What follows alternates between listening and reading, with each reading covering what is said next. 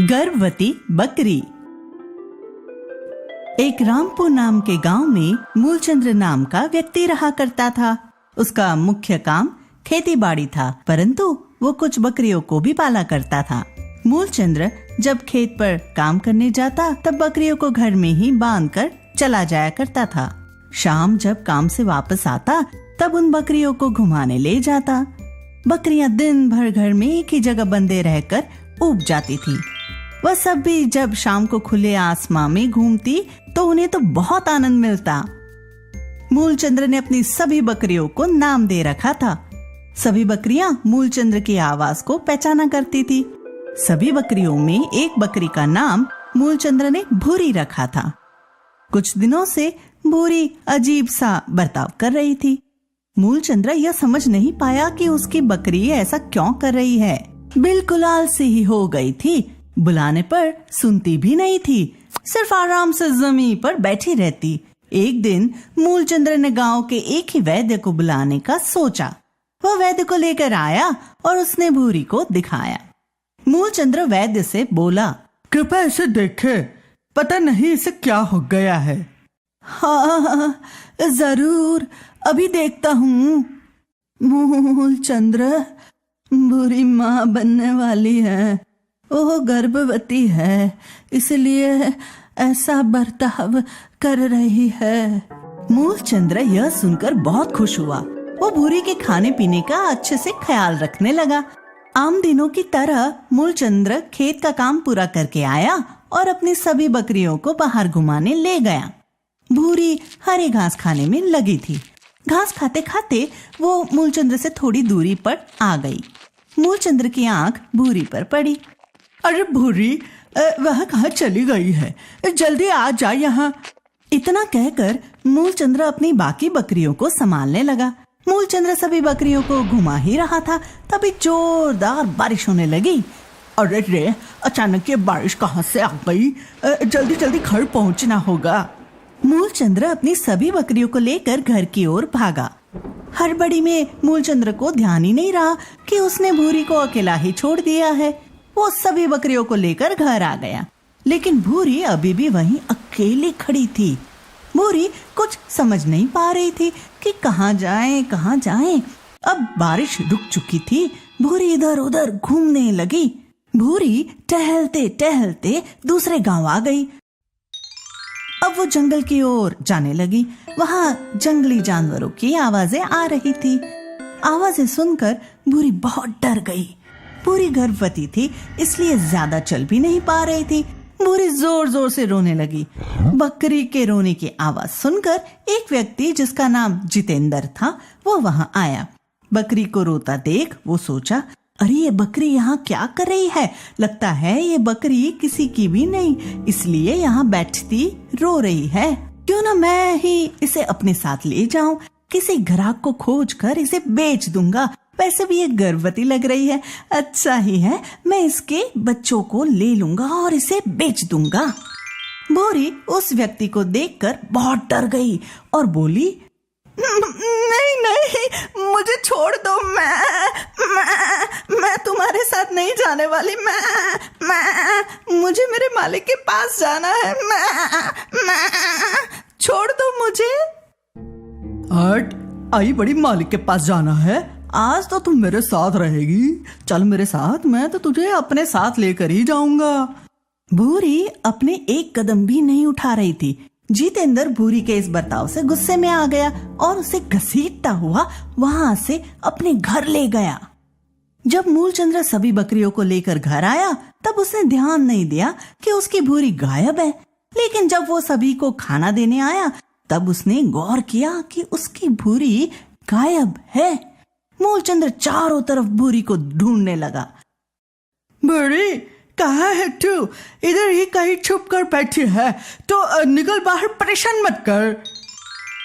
मूलचंद्र घर से बाहर आया और भूरी को ढूंढने लगा। भूरी को ढूंढते ढूंढते ही उसे ख्याल आया कि उसने शायद भूरी को वहीं छोड़ दिया है जहां वो सभी बकरियों को घुमाने ले गया था। मूलचंद्र उसी जगह पर आता है और जोर जोर से आवाज लगाने लगता है, भूरी, क्या तू यही है? कुछ घंटों भूरी को ढूंढने के बाद मूलचंद्र उदास होकर घर लौटा। मैंने अपनी भूरी का अच्छे से ध्यान नहीं रखा, वो चली गई मुझे छोड़कर। जितेंद्र जबरदस्ती भूरी को अपने घर लाया और उसे खूंटे से बांध दिया, जिससे वो वहां से भागे ना। पड़ी रहे यहीं कहीं, नहीं जाने दूंगा तुझे। मुझे जाने दो, मैं यहाँ नहीं रहना चाहती। तू अभी गर्भवती है, इसलिए मैं तुझे ज्यादा कुछ बोल नहीं रहा हूँ। नहीं तो मैं अभी मार मार कर तेरा वो हाल करता कि तू खुद को भी नहीं पहचान पाती। जितेंद्र निर्दयी किस्म का इंसान था, उसे जानवरों पर जरा भी दया नहीं आती। गांव में कुछ लोग बकरी के दूध की मांग करते थे। जितेंद्र ने सोचा क्यों ना इस बकरी के दूध को निकालकर बेच दूं और इससे जितने पैसे आएंगे मैं रख लूंगा। कुछ महीनों बाद ये बच्चे को जन्म दे ही देगी, तब मैं इसे बेच दूंगा। बेचारी भूरी इन सभी बातों से बेखबर थी। हर वक्त वो अपने मालिक को ही याद किया करती। जितेंद्र आसपास से घास काट कर लाया और भूरी के सामने फेंकते हुए बोला, ला अबे जल्दी से खा ले इसको।